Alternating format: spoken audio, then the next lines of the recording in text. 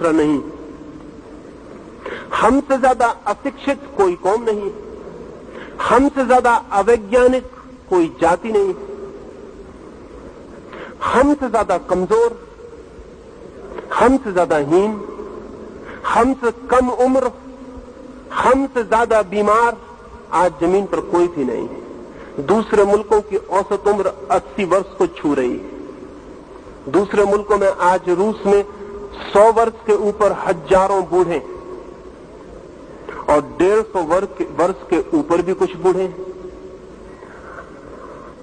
सारी दुनिया में गरीबी विदा होने के करीब है और हमारी गरीबी रोज बढ़ती चली जाती।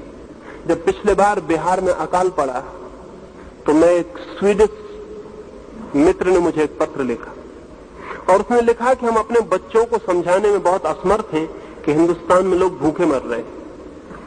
उसने मुझे लिखा कि जब मैं अपने छोटे बच्चे को कहा कि हिंदुस्तान में लोग भूखे मर रहे हैं और करोड़ों लोग भूखे मर जाएंगे, तो उस छोटे बच्चे ने कहा कि क्या उनके पास अगर रोटी नहीं है तो फल भी नहीं?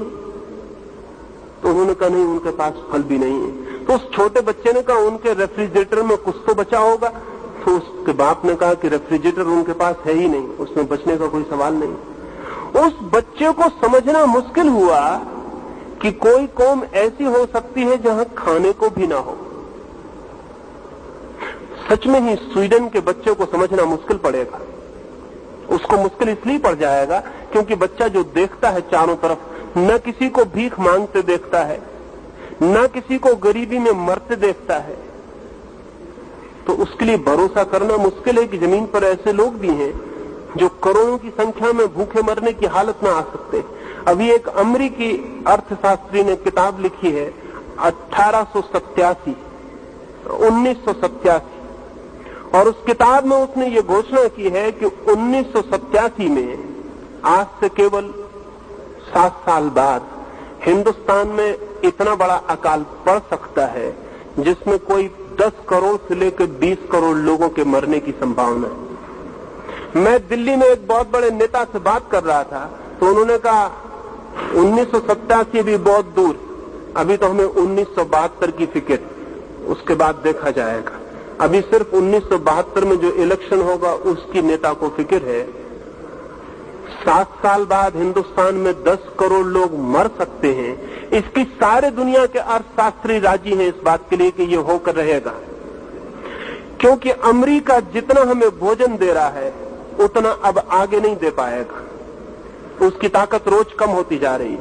अमेरिका में 4 किसान जितना काम करते हैं उनमें से 1 किसान की सारी ताकत हमें मिल रही है और अमेरिका की ताकत देने की रोज कम होती चली जाती है। 1985 के बाद अमेरिका हिंदुस्तान को किसी तरह का अन्न देने में समर्थ नहीं होगा और हम रोज बच्चे पैदा करते चले जाते हैं। हम सिर्फ एक चीज में बहुत प्रोडक्टिव हैं, हम बच्चे पैदा करने में बहुत उत्पादक हैं, हम बच्चे पैदा करते चले जाते हैं। अगर किसी दिन इस मुल्क में 10 करोड़ लोगों को किसी अकाल में मरना पड़ा तो बाकी जो लोग बचेंगे वो भी जिंदा हालत में नहीं बचेंगे, वो भी मरने की हालत में ही बचेंगे। उनका बचना बचने से भी बदतर होगा, उनका बचना शायद मरे हुए लोगों से भी ज्यादा कठिन और दूभर हो जाएगा। लेकिन क्या कारण है कि सारी जमीन पर धन बरस रहा है और हम गरीब होते चले जा रहे हैं? आज अमेरिका में धन बरस रहा है और अमेरिका की कुल उम्र 300 साल की। अमेरिका में जो समाज है आज वो 300 साल पुराना और हमारी उम्र कम से कम 10,000 साल पुरानी। हम 10,000 साल पुरानी सभ्यता और 300 साल पुरानी सभ्यता के सामने हाथ जोड़कर भीख मांगते हुए खड़े हैं। न हमें शर्म आती, न हमें चिंता पैदा होती, न हमें घबराहट होती, न हमें ऐसा लगता कि हम ये क्या कर रहे हैं। दुनिया में भिखारी तो सदा रहे हैं लेकिन कोई पूरा देश भिखारी हो सकता है, इसका उदाहरण हमने पहली बार उपस्थित किया है। आज हर चीज की हमें भीख चाहिए, इस भीख के बिना हम जी नहीं सकते। ये कब तक चलेगा? ये कैसे चल सकता है? ये तब तक चलता ही रहेगा जब तक भविष्य को निर्मित करने की हमारे पास कोई दृष्टि नहीं, कोई फिलसफी नहीं जिसमें हम भविष्य को बनाने के लिए आतुर हो जाएं। हम सिर्फ पीछे की